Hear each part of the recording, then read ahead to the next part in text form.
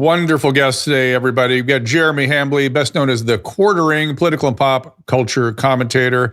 Hello to all of you on Rumble. You know him there. He is also the founder of Coffee Brand Coffee Company.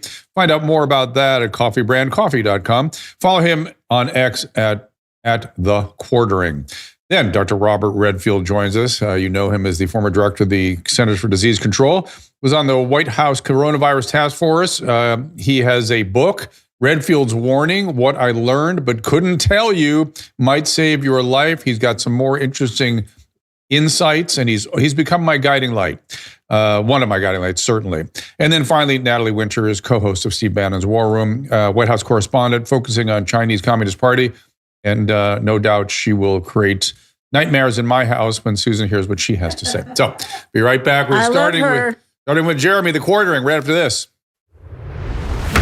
Our laws, as it pertains to substances, are draconian and bizarre. The psychopaths start this way. He was an alcoholic because of social media and pornography, PTSD, love addiction, fentanyl and heroin. Ridiculous. I'm a doctor, for sake. Where the hell do you think I learned that?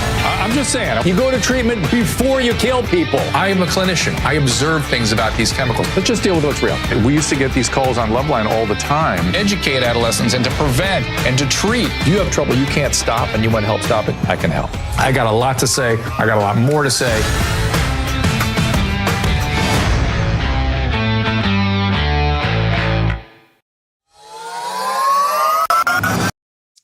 All right, I'm going to get right to Jeremy in just a second, but I just want to say that I am confused about a lot of things these days, and one of them is the fraud that's being uncovered in many states, and that there should be pushback against it is astonishing to me. It seems to me that this should be what we are attempting to do in good governance. So I'm very anxious to hear what the Quartering has to say about this. And then when it comes to Dr. Redfield, he has a new theory that I find a bit astonishing, that this was a CCP-generated, Chinese Communist Party-generated product, which we have been reporting on for a long time. We have talked to various renegades from the actual what is our friend's name? The scientist, G, I can't remember her name. Li Meng Yang, who was actually working on this virus for the People's Liberation Army, was trying to get us to listen to what was going on here. And now it looks like Dr. Redfield has some ideas about that.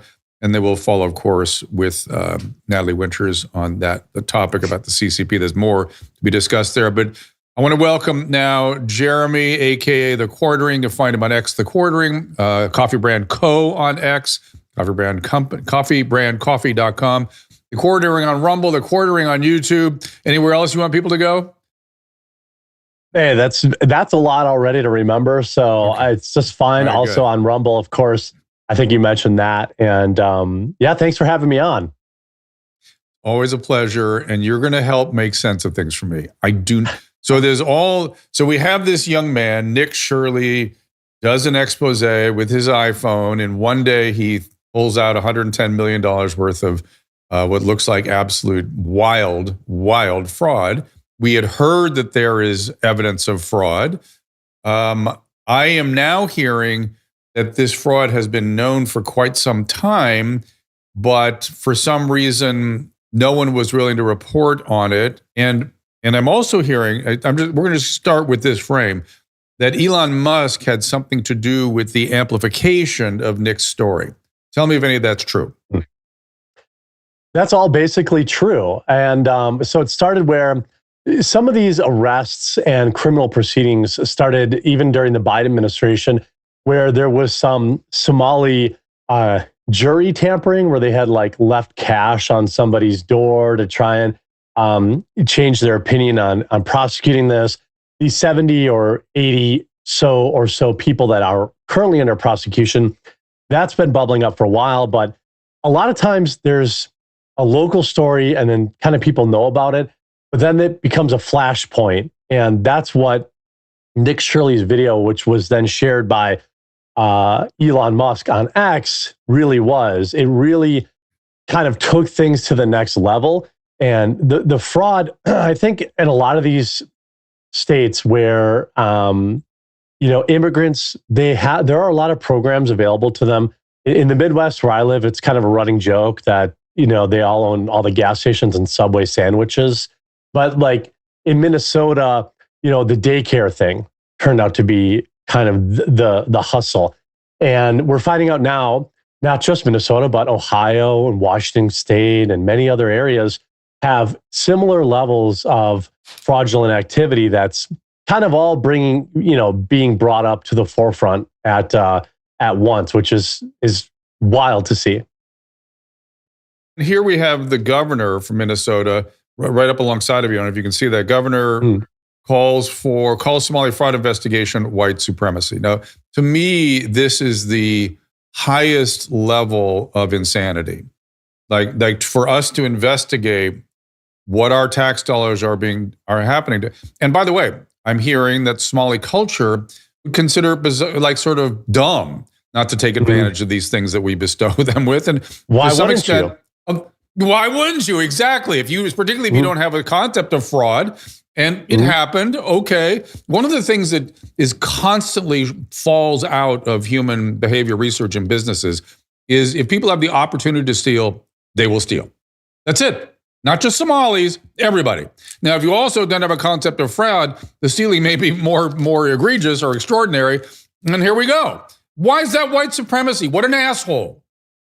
Yeah, it's wild because even if you see a lot of the ways that this Somali community is reacting to this, they know. If we go back to, I think, 2021, 2022, when some of these court proceedings were happening, the Somalis who were being prosecuted were specifically saying that it was racist, that they knew, like, you could say whatever you want about, the general intelligence of a group of people. They know how to take advantage of kind of these lunatic policies like the social justice stuff. They know that if you just say, hey, that's racist, then people say, well, forgive it, please. I'm sorry. I didn't mean that. Yeah. And you see it even now with Nick Shirley interviewing people and they're like, that's racism. You have a problem with Muslims. You have a problem with Somalis. It's like, no, like, why do you have $4 million in taxpayer funds in an empty building with no daycare? Well, first of all, 4 million at all is insane, but it's funny to watch the media react to this too and say, well, Nick, we don't know about his methodology. And it's become about everything else other than the fraud. Nobody would have cared about.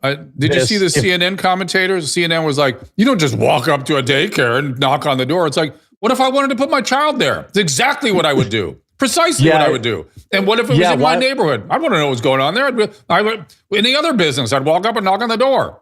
Yeah, it's so bizarre that's the thing that, you can't, geez, I mean, you watched kind of the left, the people that are trying to cover for this, which I think is not a great hill to die on, saying stuff like that, like, well, you want to burst into a daycare with a camera? Well, let's hold on a minute here. First of all, there are no kids there. So why are we skipping over that? And it just seems so wild. It's like, here we go, 2026, brand new year, same old nonsense. And it's so funny to me how, I don't know if you saw the memes. I don't know if you're up on meme culture, Dr. Drew, but here's a meme with the Learing Center. That's a good the one. Learing Center is very good. Yes, we're always be Learing. There's like the meme where it's like, you're racist, and it was like 2022, and people are like, I'm sorry. And then like 2024, you're racist. People are like, so? Like, it just doesn't matter anymore. I'm not saying people are like, I'm racist and I'm proud. It's just saying that. And by the way, they don't care. To that point, like, so you've got walls up against you talking about white supremacy. There is a argument to be had about white supremacy, in my humble opinion.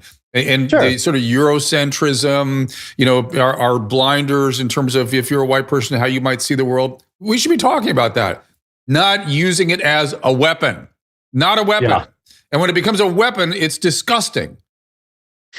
Yeah, I mean, when it's used as a tool to shut down speech or shut down, justice, it becomes no longer worth discussing, and that's the problem. So if you have people out there, one of the earliest things I learned when I went to college, long before they got totally ruined, we did discuss things like Eurocentrism and kind of understanding that you see things through a lens that other people don't. And like, that's actually an interesting thing to always kind of do a self-check on and be like, okay, you know what? yeah, you know what? I grew up in the suburbs my whole life. Maybe things are a little bit different for other people. But then when it's like, hey, you grew up this way, so therefore your opinion is invalidated then it's like, okay, well, now I don't even want to I don't want to look inward anymore. Now I just want to reject and push back. That's right. That's right. And by the way, if you want to see the greatest discussion about white supremacy, look no further than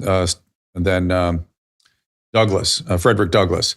He has wonderful rhetoric around this. He's really gently trying to bring Europe into this understanding that you were just talking about as a student. You were just trying to get to the truth. But the truth evidently means nothing now. I would argue we should be looking for white people fraud. Let's go do it. Let's find it. I don't care who's doing that's the the argument, right? I want our taxpayer dollars to go where it's supposed to go.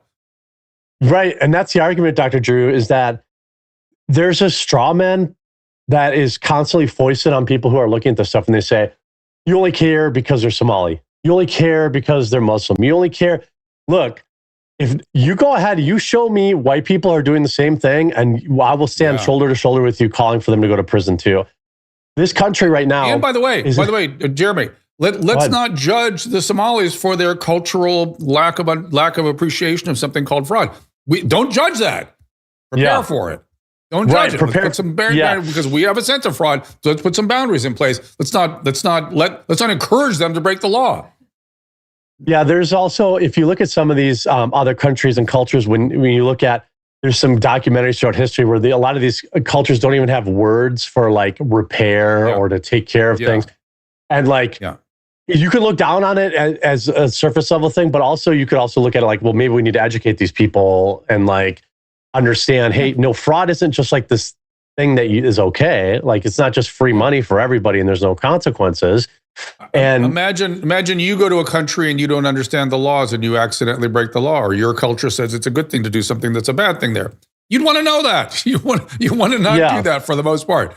But anyway, but the governor, not Waltz, but who's the other? Was it Ohio, a governor candidate that another asshole on full display going after Nick Shirley? Tell me about that. Yeah, well, there's. I mean, you have, first of all, I think the mayor too of Minnesota is just like a kid. I think he got elected at like 18 or 19 or something, like very young. Wow. Dancing with the Somali flag. Then you have, I believe, Ohio as well.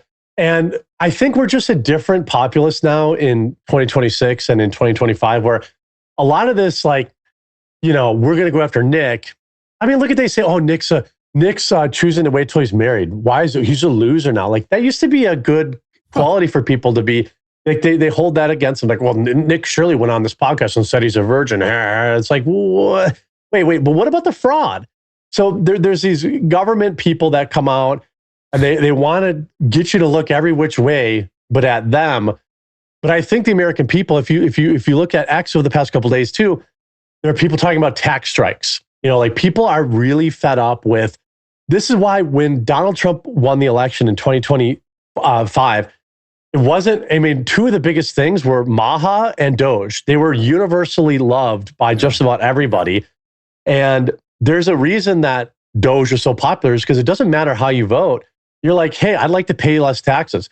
And it's bad enough that they spend my money on X, Y, or Z I might agree or disagree with. Whether you're a Republican, you say, hey, the government spends money on this, and a Democrat. Everyone has their own thing. Like, we'd like to keep a little bit of our money.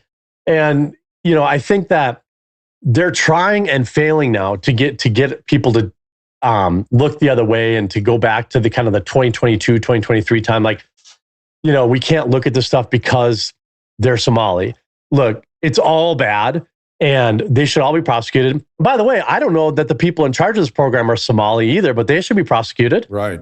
The government officials that rubber stamped all these deals. The government officials have qualified immunity, though. They can do whatever they want. This is why you have people lying in the streets dying. It's not their fault. But explain to me again. This is all so confusing to me. The way, and you're helping me sort of bring it into focus. But that I'm hearing that it's some of the fraud is being laundered through Act Blue. Help me understand how that's possible and what's going to be done about that. And where's the Justice Department? Yeah, well, that's what I'm hoping, the pieces that they're going to put together. So you have, Act Blue. Then you also have large amounts of Somali daycares donating a lot of money to government officials. They're donating something, dozens and dozens and dozens of these daycares donating the max to local Democrat leadership. Could it be a coincidence? Yeah. Sure, it could be. But we've seen Act Blue over the years have a lot of countries. James O'Keefe famously exposed like everyone having donations to Act Blue in their name, and he would go to their house and say, "Did you donate money to Act Blue?" And they're like, "No." So there's, and I'm sure there's fraud on all sides too. But with Act Blue, having money funneling into these to Act Blue from like these Somali daycare centers, it looks to the untrained country bumpkin farm field guy like me a little like payoffs. I'm just saying how it looks. I don't know. Maybe it's completely legitimate. And all these daycares donated the max to, the Democrat leaderships that just so happen to be in charge of this free money train for them. Certainly, one thing I'll say is that the American people, I think, or the people who are at least interested in the story, they don't want, like, in 2026, I don't want people to tweet about it. I want them to be about it. So, if the Republicans want to maintain power, they want to maintain this kind of stuff, they need to make arrests. And people don't want just the low levelers that are taking advantage of a loophole that already exists. People want people like, Tim Walz is going to go testify in front of Congress next week. Okay, great. Big deal. People like me are like, yeah, so what? They put Zuckerberg up there. They put up all these people when they were looking at Section 230, nothing happened. So if you bring them to Congress and you ask them about this fraud, it's not going to do a lot. People have really moved past the public humiliation into the like, hey, can we get a couple of proverbial heads to roll here, hypothetically? Can we get some actual people fired, impeached, removed from their positions? And I think that's what the American people really want now. Right. Or can we change some laws? That's what I want. I really, there are so many laws. We don't even understand how egregious the laws are that are allowing for all this, that's moving things in this direction. It has to be changed. But I also, Caleb just pushed up here something about CBS. I thought CBS was pushing back on all this. It looks like they're trying to be kind of doing sort of an honest appraisal. Well, there was some initial CBS commentary that was trying to kind of go at the way that Nick Shirley had obtained his information. There was also some early mainstream media, I think, jealousy, where they were kind of like, CNN had this kind of bit where they were like, well, how could just this kid expose all this stuff? It's like, well, because he went out on the streets. He did what you used to do. And he did the work that you should freaking be doing.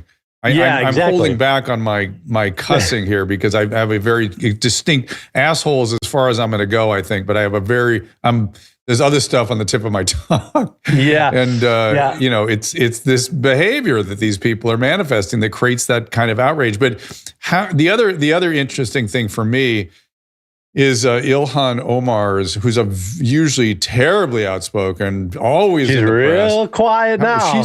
She seems remarkably quiet, not totally quiet, but remarkably quiet. And then again, we can just look at her personal assets, and they went in 3 years, right, or 6 years, from 300,000 to 30 million. Please explain, Congresswoman, what happened here? Yeah, this is a problem with everybody in Congress. $175,000 yearly salary, net worth $30 million. It's crazy. You froze. Say that again. It's crazy. This meme kind of extends to everybody in government, which is sickening as a taxpayer. But $175,000 yearly salary, $30 million net worth. Marjorie Taylor Greene's worth 50 million, 100 million. Everybody's getting rich. Yeah. And it's crazy to me that we just continue to pretend that this isn't a thing. Ilhan Omar, now worth $30 million, and her husband has been linked to several frauds. She had this winery, I believe, if I'm remembering correctly, in California that had some fraud. He had some investments. There's a lot of shady stuff around Ilhan Omar's husband or brother. I don't know which one is. This is her second or third husband. Not that having a second husband is necessarily bad, but if your first one was your brother, that's a little curious to me. And I think she has gone suspiciously quiet. I don't think she wants to really be poking her head up right now, Trump has kind of fixated on this, and this is one thing that he's very good at. He's like a dog with a bone. If people can remember they're eating the dogs, they're eating the cats. Whether or not that was actually happening, it didn't matter because it was like all anyone was talking about. Now it's true for these Somali daycare stuff. It's. I know I'm probably out of time, but it's emblematic of, yes, there's a Somali daycare fraud of like all types in every state. It's not just Somali daycares. It's there's gas station loopholes. Not every state. Not every state. I don't think Florida's got this going on, but certainly California, Ohio, Illinois, New York. Let's find it. Let's go do it. Yeah, there are many of these programs that, like you mentioned earlier, are probably the thing is what people are going to be upset about is that these people taking advantage of these loopholes are probably doing something that's perfectly legal because the system that was set up to allow them to do it. So it's people like, well, they got to go to jail. It's like, well, there was this completely unbabysat program during the lockdowns that was handing out free money to everybody. I mean, good Lord, we're never going to get to the bottom of all the PPP loan fraud and all that kind of stuff that was going on. And so it's like, at some point, that's why I really want to bring Doge back. But I guess, I don't know what happened to that. It's just, maybe the swamp is too deep. I don't know. There, it just doesn't have teeth. It doesn't have teeth the way it did. It didn't have the kind of relentlessness that Musk brings to every endeavor. He's on to stuff. And we need another version of that. My last question, and this is something completely a left turn, but it just occurs to me you might have something interesting to say because I'm feeling a certain way about it. I'm feeling really bad for Rosie O'Donnell. I really am. I feel deeply it's hard not moved that Trump derangement is a serious problem. I don't understand why I don't have it. He just doesn't trigger. You're in the anything epicenter. For me. I am. I think I don't think I even had Biden derangement, though I had frustration that we couldn't talk freely about his medical conditions, which were glaringly obvious to any third-year Well, they medical talk about student. Trump's medical conditions every time he's got a new bruise. I'm glad you mentioned that. I can roll up my sleeve here and show you solar purpura. I have the exact same thing. I'm 15 years younger. I have the exact same, or 14, whatever, 12 years younger. I have the exact same thing, okay? And it's everybody who spends time outside who's on aspirin gets solar purpura on their forearm and thinning of the skin. I touch my mirror, I bleed. And I'm a lot younger. I wish for the vitality that Trump has. God, if I'm 80 with that kind of vitality, I'll be so grateful. And yes, he is older. I'm sure it slows him down a little bit. And the other thing that happens when you're overweight and over 75, your legs swell up because your veins, the little valves in the vein, don't work so well. And the treatment is raise your damn legs, watch your salt intake. They gave him, I have a couple more things to say about this. I'm glad you triggered me. They wear a support hose, which they gave him, but they're a pain in the ass. No one likes to wear them, and he doesn't like to wear them, like all my patients. And then finally, they went on about this CAT scan. That's where they could have asked some interesting questions, Jeremy. I want to educate you about this. He did not have an MRI. He did not have a CAT scan. He had a coronary calcium score, which is done with a CAT scan machine. I could tell the way they were talking about it. They've not released the information, but the fact that he's on a combo cholesterol medication, very powerful combination, and aspirin, means that they found something on the coronary calcium score, which would be very common for his age. I'm going to guess his calcium score is 200 to 400, and that's why they're really pushed on the cholesterol-lowering medicine and the aspirin, even though his cholesterol is probably normal. And that's it. That's the CAT scan, and they didn't, because they're so freaking, and that's the word I'm holding back on. They're so effing ignorant. They don't know how to ask the right questions, and they're making a meal out of skin thinness from sun and leg edema from aging. For God's sakes, what is wrong with journalism? Yeah, it's funny because it's so very predictable too. Like, look, Trump eats his McDonald's. I mean, what do you think? He's overweight. He's old. He's still got more energy than either one of us or most people anywhere near his age. But to go back to Rosie, I mean, the guy's up at 3 o'clock in the morning rage tweeting. Help me with Rosie. I feel bad for Rosie. Help me with Rosie. I feel really bad for her. If I could offer anybody any New Year's, let me roll it into a New Year's resolution for people. Right. Look at Rosie O'Donnell. This is somebody who's a comedian who had a very good career, a long time ago, but still, like, she's a comedian. Whoever the president is, it's probably not going to affect most people's lives in a day-to-day way that you should be allowing it to ruin your life. Just like, imagine the arms of an angel in the background. If we had that song, that Sarah McLachlan song, I think. This woman has been completely destroyed by Donald Trump, and she's had 14 years of her life taken from her. Yeah. It's all she can think about. She fled the country, and she's still talking about him nonstop. Yeah. It's and not she's that damaging serious. her kids. She doesn't understand the kid's upset because she's upset. And I like Rosie. I've always liked Rosie. And I really, it's easy to make fun of it, but I'm like, I don't like this. And I don't know what she's talking about. She became an amateur neurologist and can diagnose frontotemporal dementia at a distance, number one, which ridiculous. Missed the Parkinsonism with Biden, but okay. And is upset by what he's doing. And I don't get the part. That's why I worry about myself. What is he doing? What am I missing? My favorite Dr. Drew is when she gives health advice with a visible herpes sore on her face. When she records a video and she's got a herpes outbreak going on her lip, and she's talking about what Donald Trump being. I mean, in a world where, like, look, presidents will come and presidents will go. You've got to make the best you can with your life, and please don't end up like Rosie O'Donnell out there, folks. It's just, just look at her. She's not a happy woman. I will pile on and say she's a cautionary tale, and I feel bad for her that she's become that. My friend, it is great to see you. Coffee.com, the quartering everywhere. Anything else? No, thanks for having me on, Dr. Drew. It's always great to see you and to talk to you, and shout out to your crew working this holiday week too. Appreciate them, and thanks for having me on. Thanks, Jeremy. Great to see you again. We'll see you in the new year. Happy New Year. All right, we're going to stay with the medical topic. That's kind of why I indulged myself a little bit there. We're going to talk to Dr. Redfield, former director of the CDC, after this. Next year, the national debt is going to hit $40 trillion. As insane as that sounds, it's even worse when you consider unfunded liabilities for Social Security and Medicare. If our status as the world's reserve currency suddenly changes, our nation could collapse under the weight of its debt.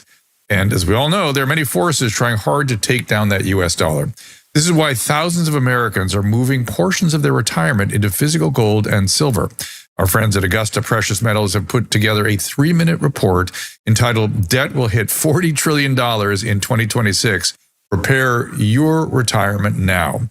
It details how a self-directed IRA with real physical assets may be the best option in 2025. Go to drdrew.com/gold. That is DRDREW.com/GOLD, or text Drew, DREW, to 35052. That's 35052.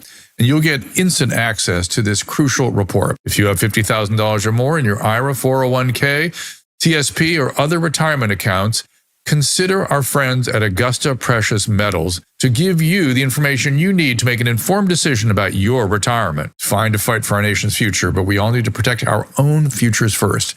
Read this important 3-minute report by visiting drdrew.com/gold. That is drdrew.com/GOLD, or text Drew to 35052. And see what Augusta can do for you. I've spent most of my career dealing with illnesses that shorten life, and now we have ways to extend it and extend wellness. I've been working with the team over at V-Shred to develop a product that has everything I want in a longevity supplement. NR Boost has nicotinamide riboside. You know, metal can rust. Well, your body behaves in a similar way. It's mediated through something called NAD. NAD falls as we age, so we're less able to fight off that oxidative process. We oxidize much like that metal. And NAD fights it, but nicotinamide riboside elevates NAD so we can push back on those oxidative stressors, improving health, improving longevity. The other product is Senosync, has fisetin, one of the key molecules to fight off zombie cells, and we've added resveratrol to that, which is a well-known anti-aging antioxidant again. I don't like supplements that have a ton of ingredients. To me, it suggests that none of it's working. When I prescribe a medication, I prescribe that medicine because I expect that to work. That is exactly what I've done with these products. And I want you to go to drdrew.com/vshredmd for 10% off. Again, that is drdrew.com/vshredmd. Dr. Drew said the best way to quit drinking is by going cold turkey, and he's a doctor, so why would you question doctors? Dr. Drew called me unfixable.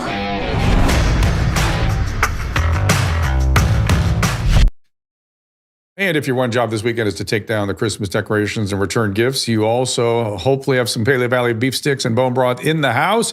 If not, go to drdrew.com/Paleo Valley for 15% off your first order plus 20% off when you subscribe.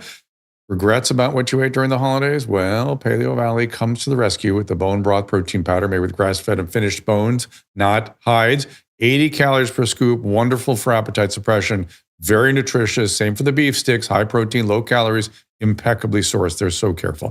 2026 will be no different for Susan and I when it comes to putting chocolate bone broth in our coffee most days and eating beef sticks, especially when we're on the road, and the chicken sticks and the venison sticks. Again, that's drdrew.com/Paleo Valley for 15% off when you subscribe, for a discount, and then 20% off when you subscribe. Dr. Robert Redfield, former director of the CDC, gbmc.org. His book is Redfield's Warning. What I learned but couldn't tell you might save your life. Get it at Amazon.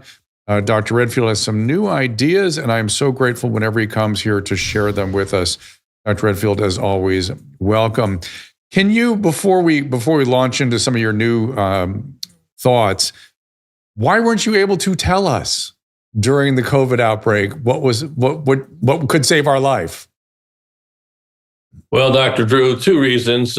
Some of the material at the time, and some of it unfortunately still is classified. Some of the material in the book has been declassified, and I discuss it.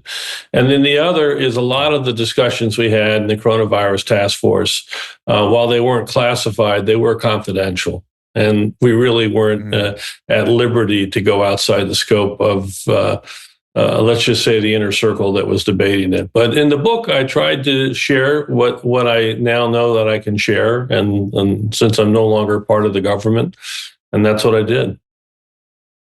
Was there a significant debate about 6 feet? That was where the scales fell from my eyes. I'm like, did you know it was a respiratory virus at that point? You know what I mean? Yeah, we knew it was a respiratory virus, and I was pretty clear that we didn't have data. I actually tried to see what data we did have on distancing, masking and distancing, and I became a pretty strong advocate that there was no data for 6 feet. We did have some data that supported 3 feet. I also knew the implications. When we went to 6 feet, it really did mean the schools were closing. When you went to 3 feet, it really meant the schools could stay open. And I really did believe strongly that closing schools for K through 12 caused much more public health harm than keeping those classrooms open. So it was really sad. And it's interesting. Some people did present it as data. And this, you've heard some of my colleagues say this is science and the science says this, but now they admit that actually there was no science behind it. Yeah, I know when they were saying that, I didn't know what they were referencing, what they meant by that. It was a sort of a nonsensical statement. It's the science. Like, oh, okay. That's scientism. That's not scientific method. But be that as it may, one of my prouder moments was I had a nightly news broadcast in Los Angeles during the heat of all this. And as things were unfolding, we started this little broadcast the day, it was with Alex Michelson, who now has a show over on CNN. Shout out to Alex. And the day that Trump shut down travel from China is the day we started. So to give you sort of a frame of reference, how things were sort of unrolling out. And about 2 weeks in, somebody from the LA County School Board came in and said, we've decided to close the schools. And I said, why? Whom did you consult with? Based on what data? What is the risk reward of what you're doing? It's just the right thing to do, they said. I'm like, why? Why is it the right thing to do? Who did you talk to? One infectious disease consultant? Anybody who knows anything about this? Did you talk to anybody? No, it's just the right thing to do. And then when it came time to open them, it got even more bizarre. Yeah, it was very disappointing to me. The Vice President Pence and I discussed this. I was more in his camp, which was to approach the pandemic when it hit as sort of like you would a sporting event and taking a knee for a week, 10 days, and then look at different activities and determine how do we want to adjust those activities so we could continue those activities in a safe and responsible way. The one area that I did advocate having some restrictions, I thought that we should require bars that to have people should have a seat at the bar. You shouldn't be able to have 100 people sitting around the bar with loud music. But I thought the restaurant should stay open, the business should stay open. There really was no justification for closing down the businesses and restaurants, et cetera. It was just really a very heavy government overreach. Well, and then the outdoor dining was closed down, and that was done in LA County with violence. They shut down, any restaurant that dared to do that, they'd fence in the restaurant and padlock it. These people, I understand why they're still in a position. We have a public health problem. We have a problem. They're not medical people. They have no judgment. They wield their authority as though thus saith the Lord. We have a real problem. We have to do something with public health, it seems to me. Well, that's in part of the reason and the message of the book that I just wrote, and you highlight it. You do a great job on your show to try to improve it. But the reality is you can't have public health without public trust. And we've really lost public trust. There were so many mistakes made during the COVID pandemic. And I try to acknowledge the mistakes in this book honestly and straightforward. The things that we got right, yes, but the things we got wrong, call it the way it is. I wish my colleagues would also step forward and just acknowledge the mistakes that were made, because there were a lot of very serious mistakes. Probably the greatest mistake, of course, was mandating the COVID vaccine. I think that was a huge mistake. That was really government over. Terrible. It was not based on any science at all. It was just a strong opinion of certain people that said, we know better for you than you do. And since you don't want the vaccine, we're going to mandate that you must take it. We're seeing repercussions of that now. When you see the data about the lowest vaccine rates in the country that we've ever had, it really is a direct consequence of the government overreach, where the government really took away personal choice. And we now know that, as you know, the mRNA vaccines have been responsible for significant vaccine injury, which many people only got because they were forced to get. And so there is a lot of anger about that in the public. And, I'm sure you see in my clinical practice, I'd say about 15% of my clinical practice now is mRNA vaccine injury. And these people are quite injured. And I bet you very few of those people are over the age of 70. And if we had just focused on the at-risk population, where it seemed to have the most benefit and the least risk, it would have made sense. And it's still not mandated, because the sanctity of the body, you and I know that is our do no harm is our job. And the government pays no attention to it. I think public health's got to have two things. First of all, you have to have clinicians in the job. It has to be clinicians. This business of sociologists in there, disgusting. Number one. And number two, there has to be constitutional constraints on them that at all times, never overridden by anybody. And without those two things, we're going to get in the same mess again someday, it seems to me. Yeah, I think it's a real sad state of affairs what happened with the vaccine mandates. It was a huge mistake. It should have never happened. A lot of credibility was lost by public health leadership. I do think CDC finally got it where it belongs, like you pointed out in their last ACIP committee, where they now recommend the COVID vaccine for people over the age of 65. With significant comorbidity risk for hospitalization and death. But it's very sad to see the American Academy of Pediatrics and the American Academy of Obstetrics, come out aggressively saying, how can they do this? They're denying children and pregnant women the vaccine. And when you say, show me the data, it's just really sad that they've been, in a way, Kennedy's right. There's been a lot of corporate capture of that vaccine policy by these health organizations. Well, I think we're finally in the right place. I don't recommend the COVID vaccine for anybody under the age of 65. And even then, I suggest to those people that it would be better for them to take the protein vaccine, the Novavax vaccine, because I am concerned that there's more vaccine injury from the mRNA vaccines than people realize. For sure. But May I interject for a sec? Just really quick though, am I right that over 70 you don't see that many adverse events?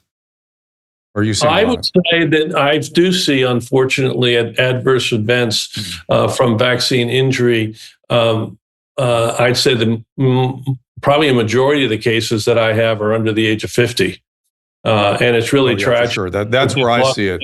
That's where I see it. And by the way, there's several categories that have still gone unnoticed by people. You notice how we don't see POTS syndrome anymore? Oh, COVID causes POTS. Yeah, got rid of the vaccine, got rid of POTS. I've seen very bizarre coronary anatomy. To me, this seems like the one thing. I've got one patient that had a right dominant system with a complete ossified almost occlusion of the right coronary and no disease anywhere else. I've never seen anything like that. I think that was the vaccine. There's things like that I'm seeing. No, it does. I think it is. The vaccines can cause it. The mRNA. Remember, spike protein is a very immunotoxic protein for the human body. Yep. And one of the key receptors for that is the ACE2 receptor. And that is the key receptor that lines all of our endothelium of all our blood vessels. And this is why I tell people that really COVID and the mRNA vaccine injury is really it's a blood vessel disease. That's what it is. Oh yes, it's an endotheliitis, quite literally. That's right. But it's odd. It's wild to me. It's wild to me how it affected the coronary. So arrhythmias, atrial arrhythmias, bizarre coronary anatomy, POTS syndrome. No, we're not even having that conversation yet. So there's more to be had here. Susan, you want to ask a question? I'm sorry. I was just going to say, somebody on the YouTube feed last week said that their father had myocarditis from the vaccine. And I was like, well, why are they still getting that vaccine? Isn't that for Omicron? Or but I don't, Dr. Redfield would give him Novavax, which I would too. And I tell my patients, Dr. Redfield, I tell my patients, I go, you can take it if you want, but I don't have the ability to recommend it because I don't know why we're doing it. You have no real risk from Omicron. The variant it will cover is not in our vicinity right now. So I don't understand why I would recommend it, but you're certainly willing to do it. You can do it if you want. Is that about right? Yeah, I don't push for anybody under the age of 65. I just don't recommend it. Period.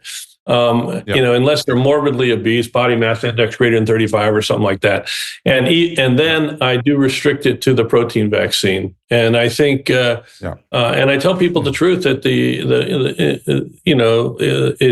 the mandates were just wrong. It was government overreach. It's very hard to teach somebody, though, to undo something that they've been taught.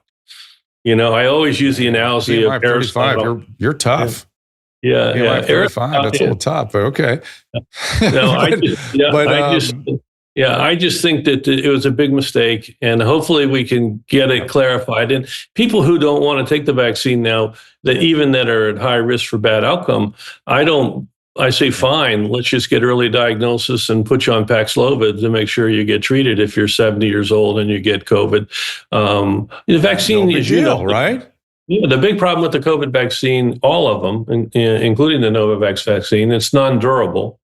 So it's still spike. It's still spike. Yeah, the protection against serious illness and death is probably only 3 to 6 months max. Yeah, and against a variant that may not even be around, but okay.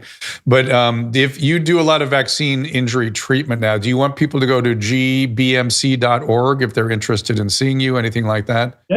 Yeah, they can. I have clinic on Thursdays and Fridays, and that's where to go to make an appointment. And I think one of the value that I have for many of the patients, I tell the story about one of my favorite patients now, and they're all special. But when I told her that she was the most seriously cognitive dysfunction patient I'd ever seen, she couldn't speak more than 3 words at a time, 4 words, maybe 5 max, because she couldn't remember what the next words were. And when I told her that, she broke out in tears. It was very awkward. She left with her friend. I had her come back the following week. I apologized to her for telling her the truth, because she was the sickest person I'd ever seen in my practice. But maybe I could have done it in a kinder way. And she said in her own book, she said that I didn't, Dr. Redfield, I didn't cry because you said I was the sickest person you'd ever seen. I cried because you're the first doctor that acknowledged I was sick. And the vaccine injury patients are worse, because they've been told by all the medical community that it doesn't happen, it doesn't exist, it's all in their head. Right. But the reality is it is real. And I've had a number of patients whose lives have been really turned upside down because of vaccine injury. Yes. Yes, me too. gbmc.org if you want to learn more. So, but you've said something recently about the nature of this virus being an asymptomatic spreader for some sort of engineered something by the People's Liberation Army or the CUD, the Chinese Communist Party. I've spoken to scientists that were working on the coronavirus backbone rather, and they reported stuff like this. And even some of them were alleging that the release was sort of intentional, which I'm wondering if your theory would include that kind of justification for an intentional release. What is this asymptomatic aerosol vaccine vector that you're contemplating, and why did you come up with that? So, when I first saw the pandemic start in January of 2020, it was very unique to me that when viruses go from animals to humans, it takes them a long time to learn how to adapt to transmit efficiently in humans. SARS never learned how to do that. MERS didn't really know how to learn how to do that. So when this virus was immediately one of the most infectious viruses that I've seen, probably up to measles, I said I think this virus was taught how to infect, and then went to the medical literature like most people would do that have an idea and hypothesis. And I found that in 2014, 2015, this laboratory in Wuhan actually published that they had taught coronaviruses how to infect human tissue through the H2 receptor by putting interferon this cleavage site. So then I got more into the molecular biology of the virus. A lot of it was classified at the time, and saw a lot of things that didn't make sense. The furin cleavage site doesn't make sense, which changes the orientation of the binding domain for the human receptor. It had the interferon response element was knocked out, which means when you get this virus, it doesn't trigger interferon, which means you'd be asymptomatic. It also had 3 other regions that were modified that would change the immune system's ability to see and develop a dominant immune response. And this is why you can get this virus over and over again. So my theory, and again, it's a theory, at that time, back in 2020, was that this was part of a dual-use program. That was a military research civilian program, but it was, really led by the military. And it was part of their biodefense program. They were developing in my view, they were trying to develop a vector that could be used to vaccinate the Chinese military and the Chinese people and maybe beyond. And in order for that vector to be the right vector, first it needed to be transmitted by aerosol or droplets, because they didn't really want to have to inject everybody. It had to not make people sick, so that's why they had to knock out the interferon response element. And they wanted to be able to use this vaccine, in my view, over and over and over again for different antigens, whether it was hepatitis or polio or measles or whatever. Dengue or hemorrhagic fevers. So they wanted to be able to use the same vector over and over again, so they didn't want it to orchestrate a dominant response. So I actually think this was part of the Defense Department's program in China to develop a vaccine vector that could then be used for various vaccines. Some people think it went beyond that once they learned how, to use this as a vaccine, then it enabled them to potentially use this and weaponize it. I personally don't think they did. I think they were making this as a defensive vaccine program. And unfortunately, through what I've talked about, scientific arrogance, didn't have enough respect for the reality. It's very hard to contain respiratory viruses.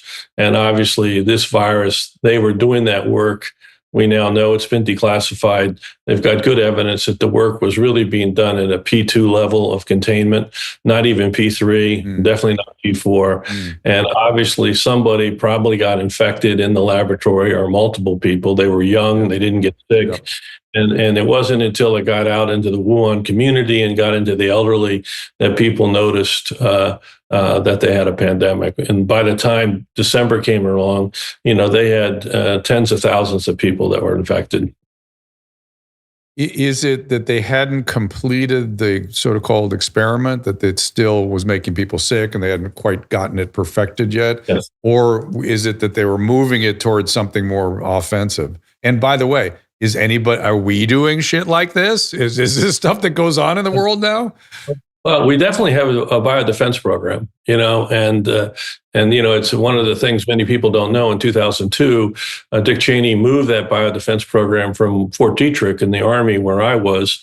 They took it away from the Army and gave it to the NIH and put Tony Fauci in charge. So Fauci was actually in charge of almost a $40 billion biodefense program, in addition to the $40 billion medical research program. So there's a lot of potential conflicts that were going on there.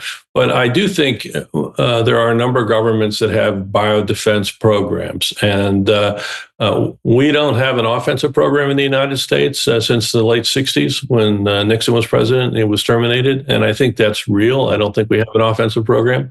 But, some people do worry, why do if they were trying to make a COVID vaccine, then they worry that there was obviously an offensive program. I don't think they were trying to make a COVID vaccine. I think they were trying to use the coronavirus as a vector for other vaccines. Yeah, that makes sense. But you adroitly avoided my question about us doing this kind of stuff. So I'm going to take that as a yes. But be that as it may, you didn't actually say it, but I'm going to take it that way. Explain to people one last thing. I got in crazy arguments with people about the furin cleavage site, because the biologists, there's coronaviruses have furin cleavage sites, which I believe is true. It's just this entire clade does not in nature, would not. This whole family of coronaviruses do not have a furin cleavage site. Right. The other thing you need to know about the furin cleavage site, which I think is very telling, and again, it's been declassified, was when you look at that furin cleavage site, 2 of the 4 amino acids, so there's 12 nucleotides, 4 amino acids, 2 of them are arginine. When you look at arginine, it can be coded for by different triplets of the nucleotides. So you can have certain triplet that codes for arginine, but you can also have a different triplet that codes for arginine. Okay. Right? Just the way they put the 3 letters together. It turns out that the coronavirus, COVID-19 arginine triplets that are in this virus, that certain people, like my colleague Fauci says, came from bats, okay? That triplet that's in there for arginine is the preferred triplet in humans, not the preferred triplet that's seen in bats. So why does this virus have the preferred triplet for humans when it supposedly came from the bats? The other problem I have with that theory of spillover is if you take COVID-19 today, because of the furin cleavage site, it barely can infect bats, very poorly, but it can very easily infect humans, because what that furin cleavage site does is it changes the orientation of the binding domain within the COVID-19. So now it can see the H2 receptor of humans, but doesn't see the receptor effectively in bats. So I think the data is pretty compelling that this was a highly engineered virus from gain-of-function research. I mean, it frustrates me that I don't think the scientific community has approached it honestly, because when you go do a literature search, one of the first things you'll find 2014-15 is the lab published a paper that they actually learned how to do it. Yeah. Yeah, and if you go to Grok or one of these AIs, they will not have this information. So we've got to figure out a way to push this out, whether it's maybe Senate hearings or MAHA or something. We got to push it out. Yeah, I think, and hopefully, part of the purpose of my book was to set the record straight about what we got right, what we got wrong. Part of it was to hopefully begin a path of regaining public trust in public health. Part of it, though, was to make people really aware of the risk of gain-of-function research, which I think we shouldn't be doing. And really, in my own view, the real threat for the next pandemic, which will be a bird flu pandemic, which I think will likely not come from nature. It will be like COVID. It will come from laboratory experiments. You're not the first person I've heard. Whenever I hear people getting worried about bird flu, not necessarily you, but it's in the vapors. I just assume, they're working on the bird flu. They're screwing with the bird flu now. That's their next one. They've chosen the coronavirus, they've chosen the bird flu, and we need to stop them because the bird flu itself is not a problem unless we monkey with it. Yeah, I'm sure they're doing it. And you probably know, it's also discussed in my book. In 2012, scientists in the Netherlands actually did the experiments using gain-of-function research and taught bird flu how to infect human tissue by changing 4 amino acids. And there was a big debate at the time, and I argued against it. I didn't think we should publish that data. Of course, Fauci and others argued it should be published. It was science. I argued about dual-use research. We don't have to publish everything. Why give people a roadmap how to make the virus? And unfortunately, I lost that debate. And they published the data. You know me, Dr. Drew, I believe in God. I think it's sort of a miracle that no one's used it yet. But you are right. The virus has been created. It's in laboratory freezers. And I just think it's a matter of time before it gets out. All right. Well, that's a stark warning. But the bird flu has treatments. At least it has had treatments. I mean, the usual antivirals have some activity. Your emergency kit. Yeah, exactly. But okay, this has been a fascinating conversation. I will do everything I can to push out your new theory because it pulls together the whole story in a way that we can all kind of understand it, make sense of it now. And I think we have to really do so. There's so much we need to come to terms with here, and this is just part of the story. And the real purpose of the book at the end of the day is we can prepare. There's no reason why we can't develop, 5, 10, 15, 20 very highly effective antivirals to bird flu. There's no reason why we can't. When COVID hit, we didn't have ventilators. Mike Pence went up to Ford to get them to make ventilators after a car line.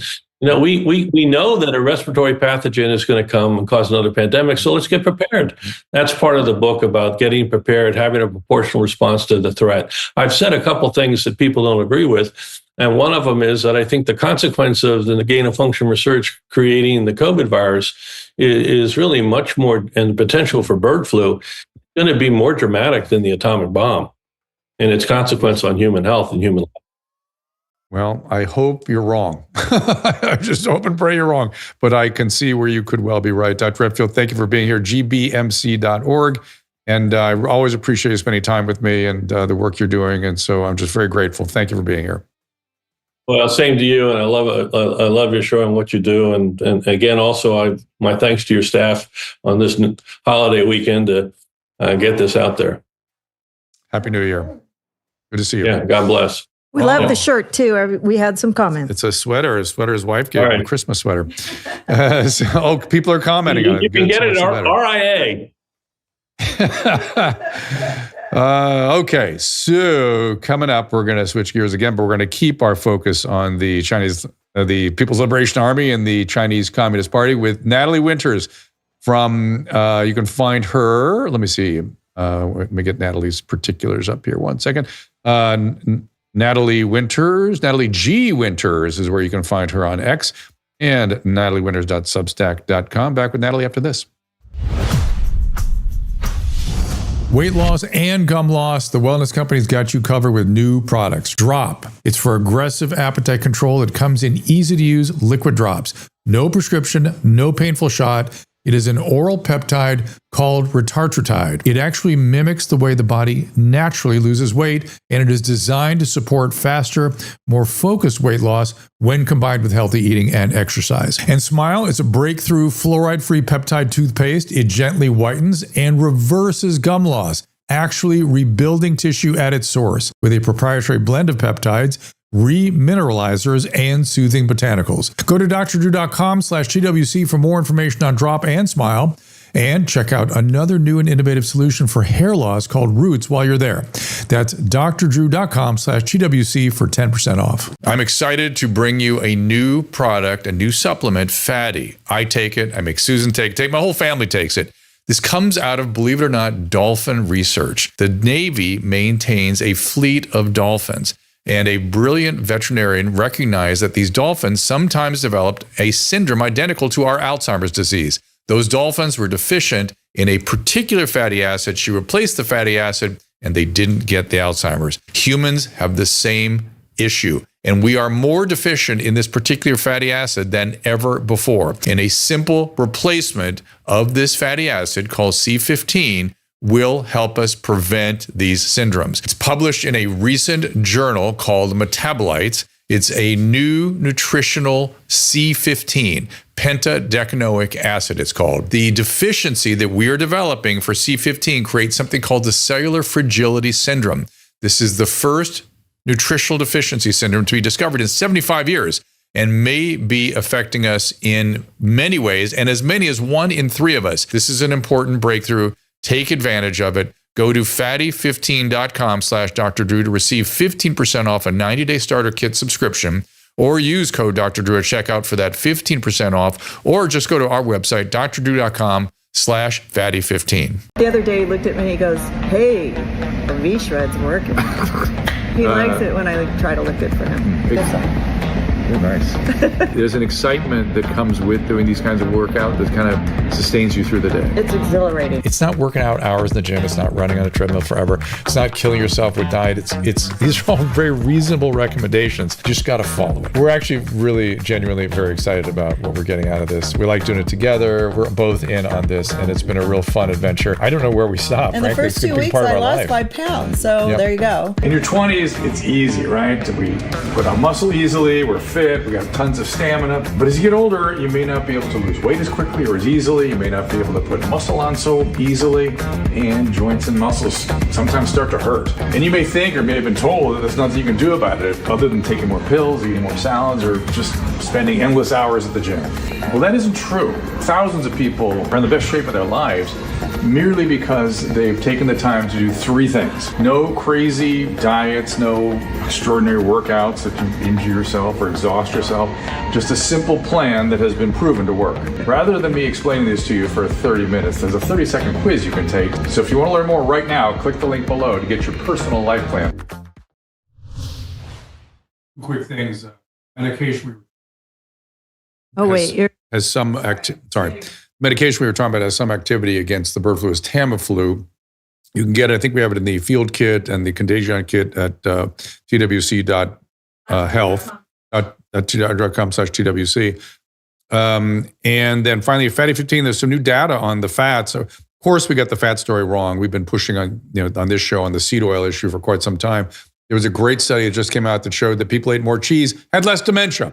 So we know that the dairy fat, monosaturated fats like C15, pentadecanoic acid, that is in Fatty 15, has significant health benefits. So I take Fatty 15 every day. Susan and one of our sons actually experienced something. They feel better with it, the anti-inflammatory effects. Yeah. I just want to live longer, and that's what my knees are less inflamed. So that's why I'm using it. And somebody told me that her sister's arthritis went away and she could put her rings back on. Interesting. Natalie Winters, you can follow on X, Natalie G Winters, nataliegwinters.substack.com. Let's see, get some data on Natalie. She, of course, co-host of Steve Bannon's War Room and the White House correspondent, focusing, amongst other things, around the Chinese Communist Party. And she has written something recently on her Substack that is going to make Susan's hair stand up. Natalie, welcome to the program. How are you? Hi, thank you so much for having me. So tell me about these funds that resulted in a congressional investigation where Chinese military was receiving U.S. tax dollars. If we weren't in the season of fraud everywhere, I would consider that incomprehensible. But now I'm like, yeah, sounds about right. I think it's not just fraud, it's essentially a racket, right? We hear all these, members of Congress talking about how the Chinese Communist Party is our existential threat. Meanwhile, they're essentially approving I guess in this case, at least, not really doing anything about stopping millions of taxpayer dollars from flowing to China. I think it picks up quite nicely what Dr. Redfield was just talking about. Obviously, we did not learn our lessons from COVID-19 in the lens of, bio, whether they say it's defensive bioresearch or offensive in the case of Wuhan. But now we're seeing a lot of these kind of industries or vectors that the Trump administration is focusing on, and rightfully so, whether that's semiconductors or rare earths and critical minerals, which of course the Chinese Communist Party, in their own text, their own 5-year plans, their own military strategy, has identified these as sort of, not necessarily kinetic ways that they're trying to wage war against the United States, but really building up these domestic industries, onshoring production, and not just onshoring it, but dominating the markets. These are two areas where we've seen that happen kind of immensely, and certainly since Trump won. And what my investigation found, which, like you said, led to Congress now probing into it, is that there are dozens of studies that are concurrently being funded by US government entities and also basically the Chinese military counterpart in these respective fields. So if you look at the semiconductor thing, you're talking about the Institute of Semiconductors of the Chinese Academy of Sciences. And that one's particularly egregious. The US Army, not even just, the NIH or the National Science Foundation, was actually funding research that was being conducted by this group that their basically sole purpose is to help China dominate the whole semiconductor industry.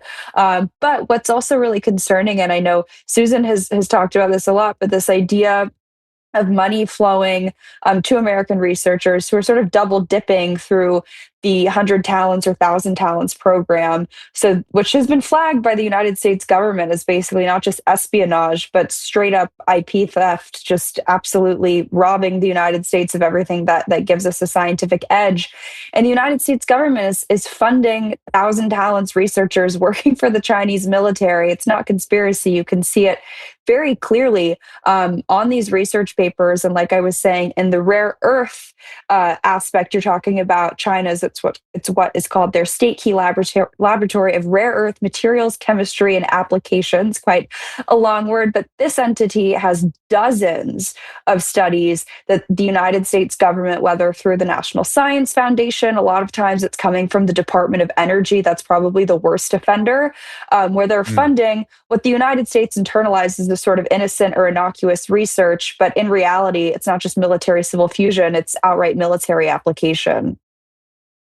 So somebody asked me something earlier in the show when I was talking to Jeremy, which was, what's happened to Doge? Has it just been declawed? Is it still underway? Do they need a driver like a relentless Musk in place to be able to do anything?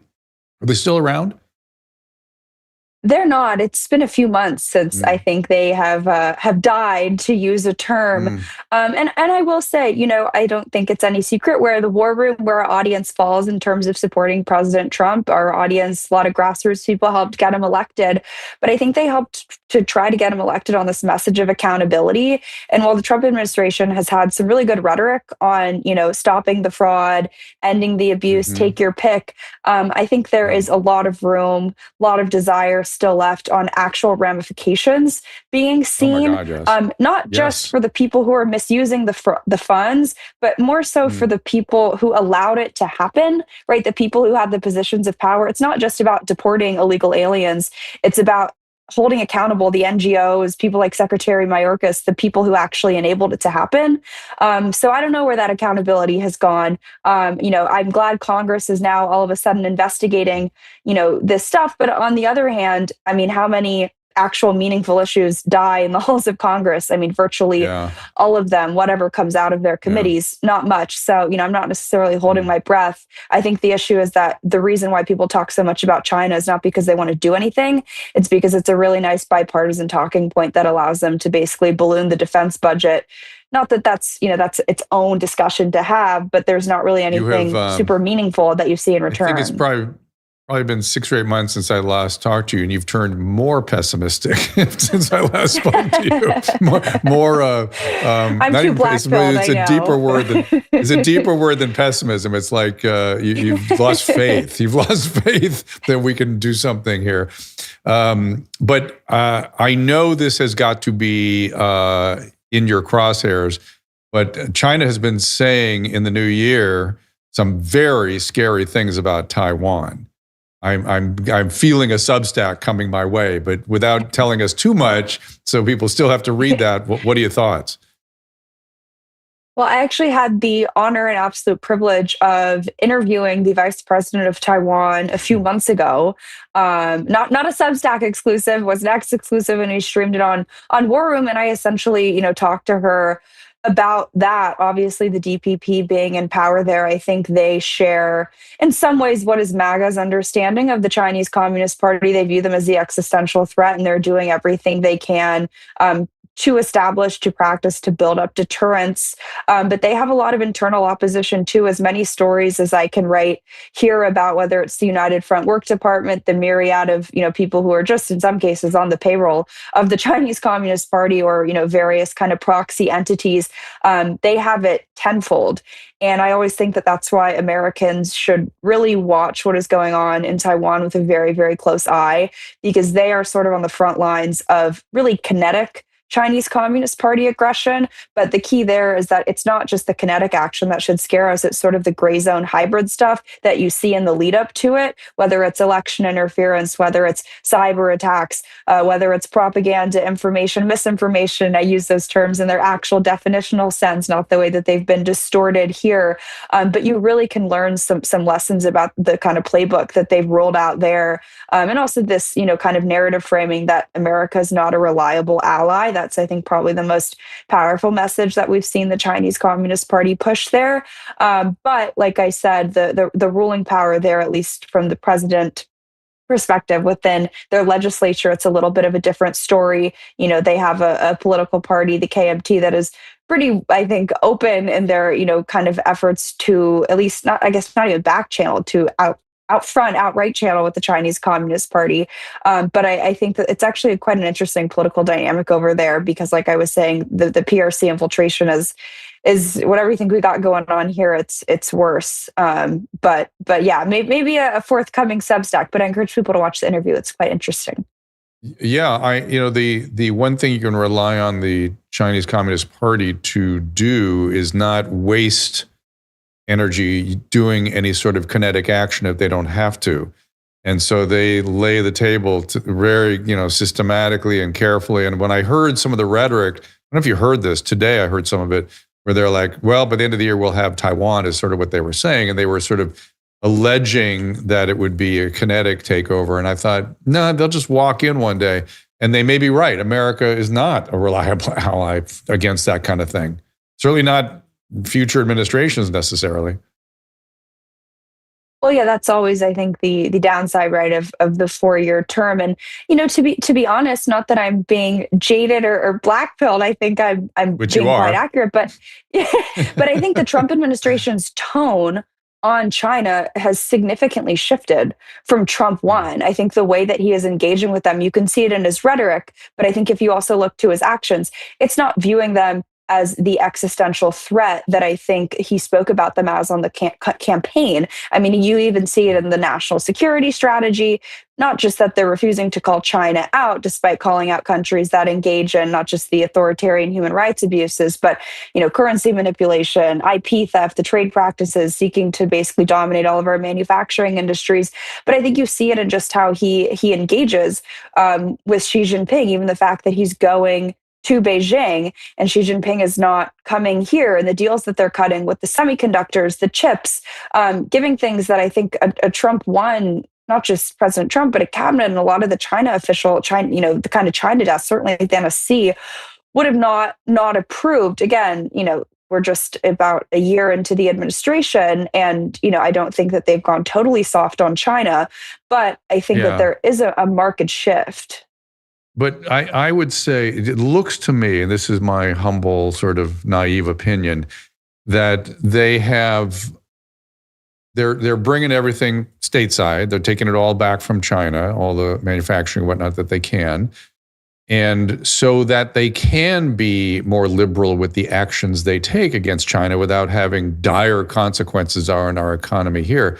And it seems to me, correct me if I'm wrong on this, that somebody, Rubio is I think he's doing a very good job. And it seems to me he would be making it clear to China that if they went to Taiwan, it would not just be us, it would be Japan, Korea, Indonesia, Philippines. We would all line up against them. Is that wrong? Well, I think that's what they've been working towards. I think you see that with the expanding alliances in the region. Obviously, the legislature over there is in the midst of debating their sort of defense spending packages. And like I said, there's a lot of internal opposition holding there, which the only reason why that is so important is because I think you have to contextualize that inside of the sort of America First, the idea where we will meet you right where you are. We're not just going to send out, to use a term, pallets of cash to countries in exchange for nothing. But I think that the DPP has demonstrated that they're willing to do that. But I also think too, you have to not you, but just in general, I mean, the Trump administration, to some extent, their hands are also pretty heavily tied when you see the way China has leveraged their monopoly on what we were just talking about, the rare earths, right? There's only so much that the Trump administration can even do. And that was, I think, really the downside of the 4 years of Joe Biden, because in that interregnum period between phase one of the Trump-China trade war, which I don't even like that terminology because that's victim blaming, right? It's China that's been waging that. But China basically set out in those 4 years, they increased their efforts to shore up basically a upwards of 90% monopoly, not just on critical minerals and rare earths themselves, but more importantly, the processing. So even if the Trump administration wanted to do, 100% more, their hands really are tied. And what was described as the nuclear option, it was when they threatened to basically pull all of the processing. And that's an important distinction. It's not just the minerals, it's also the processing. But that's why it's so complicated but they're trying to work on that. And Greenland has a lot of those rare earth minerals after all. Let's pay attention to that. But before we kind of wind things down here, what else is on your radar these days? Well, I got super radicalized with everything that is going on in Minnesota, as I'm sure your viewers have too. I think that's a great example. Like I say, it's not just fraud. I think it's a racket. And before we get into maybe some of the stories that I've done, the political ties linking it to Act Blue, there was a series of grants. I just think it's quite illustrative of the problem going on there that were distributed, I believe, in 2023, because there was a problem where dozens of these Somali migrants would come to Minnesota and then they would go and join terrorist groups in the Middle East. And the Minnesota government and federal government's response was, instead of saying maybe we should stop importing a bunch of potential terrorists, is actually, no, we're going to launch a federal pilot program whereby we're going to use hundreds of thousands of taxpayer dollars to give it to Somali community organizations where these terrorists are coming from and try to stop them from creating terrorists. Now, that sounds like a really complex way of solving a very simple problem, which is that Minnesota probably just doesn't need more Somalians, let alone Somalians pipelines into becoming terrorists in countries that are attacking the United States. But obviously, I'm sure by now everyone has seen the videos. Obviously, Nick Shirley did a great investigation. But I think if you take this to its logical conclusion, and what is, I think, even the more damning story, it's how this links into the political apparatus, the Democrat political machine, because obviously so many of these centers had dozens, in some cases nearly 100, flagrant violations from the government for basically being fake companies. And what you see when you look into some of these groups, one of these groups, Issaroon, for example, which got $3 million to just renovate a new building. It was in bill text. It wasn't even appropriation. They created a special session to give them millions of dollars. The founder of it also runs a PAC called the Somali American Women Political Action Committee, where they're doling out thousands of dollars just because of campaign regulations. I'm sure it's probably more, to a bunch of Democrats in the state, including but not limited to Keith Ellison, while also hosting events alongside Tim Walz. The lady spoke alongside Tim Walz at the inaugural Somali Day at the Capitol in 2023. Meanwhile, their PAC, same lady who's receiving millions of government grants, they're pumping out money to support candidates who are helping to combat the dehumanization of Muslims, to support equity, to end racism, and advocate for refugee and reproductive rights. I don't think that's bipartisan. I think you call that a racket. Racket. And speaking of being black-pilled, the fact that people defend or push back on the investigations, that black-pills me. I can't believe some of these asshole journalists and asshole politicians. They're truly showing themselves to be just that. Their job is to govern, and to use our dollars effectively, and they've clearly failed, and they should adjust course. Good, but not pretend it's not happening or blame the victims, which are the taxpayers. Well, and in some cases, you have Politico journalists, quote tweeting Nick Shirley saying that all the Somalis in Minnesota should learn about, stand your ground laws. I mean, maybe we can appreciate that he's advocating assimilation, but I think that's probably the only time a Politico reporter has ever said, anything assimilating to American values is not racist. But I mean, it just goes to what I was saying in the beginning. There's no demonstrable value add to these communities from a bunch of, backwards third world cultures that are failed states, especially when they're stealing more in billions of dollars from the United States government than the actual GDP. I'll actually push back on that, but because I don't want to blame these people. I want to blame the people that handed them the money. And of course they do what they do. You know what I mean? That's not their fault. That's the people that handed them the money's fault. They're the ones that are handling my money and proving then again and again and again that they are the worst allocator of capital on the planet. And I don't understand why everybody doesn't understand that. This is just further evidence of that. Well, I think because no one's ever been held to account. And I think if you play this story out from beginning to end, which is, how did a bunch of Somalians even end up in Minnesota, right? And why this town? And if you trace the money, you'll find not just that it's these left-wing NGOs, but it's these sort of, globalist multilateral institutions, whether it's the World Health Organization, through the lens of health equity, the United Nations, these, migrant rights groups, they're all euphemistic terms, right? They're basic, it's modern day human trafficking through a different lens. And a lot of these, so-called charities are also simultaneously fundraising on Act Blue. And a lot of those charities that are involved with border work in the United States are also fundraising on Act Blue. And it just makes you wonder where exactly all this dark money is coming from, because I don't think as woke as the people of Minnesota may be, that they want their tax dollars to be going to this. Well, I would love you to stay on that trail, and we will look to you to do that. You're our source, and we appreciate it. Natalie G. Winters on X. I have a question. War Room is where they will find you. I don't want her to go. Yeah, I'm not going to send her go. I want to make sure. Is there anywhere else you want people to go before Susan asks her question?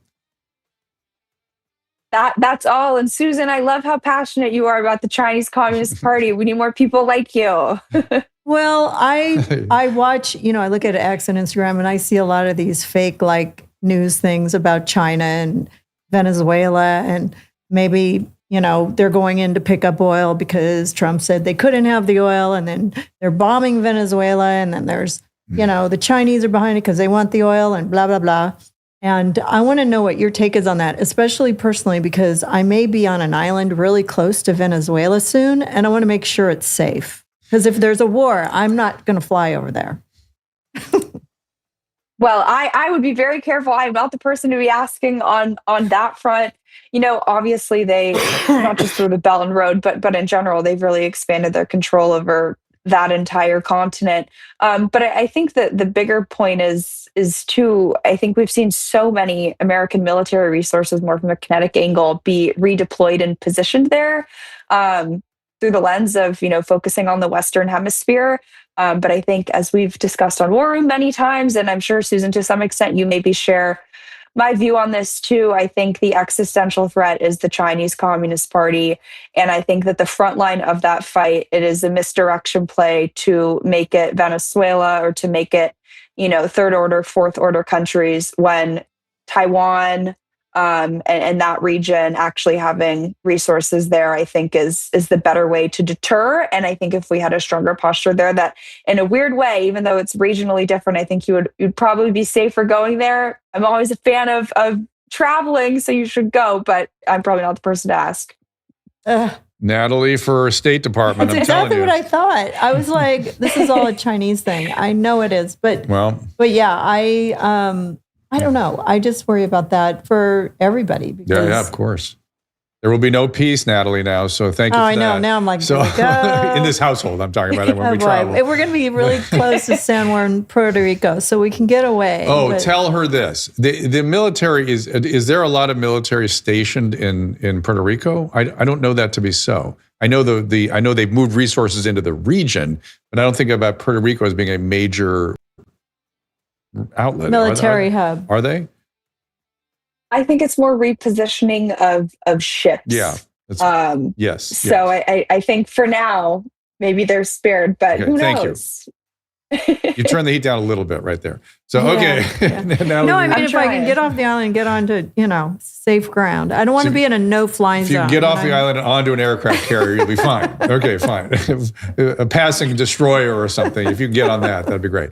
I mean, if it could start in February, that would be much better. Because we're going to the end of January.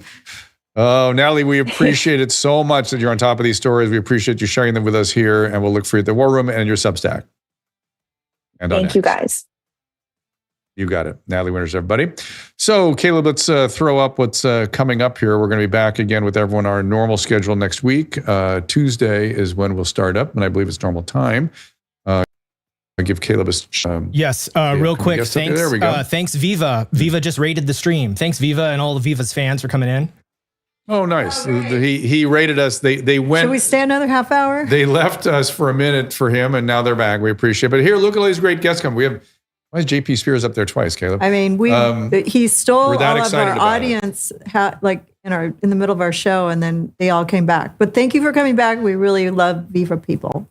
Very appreciative. Yeah. Let's bring Viva on over. I don't see Viva on the list here. Let's bring him in. Why don't we put Viva on the show? Salty Cracker, JP Spears, Peter McCullough, Peter Sandange. We've got just really... he put 212 twice.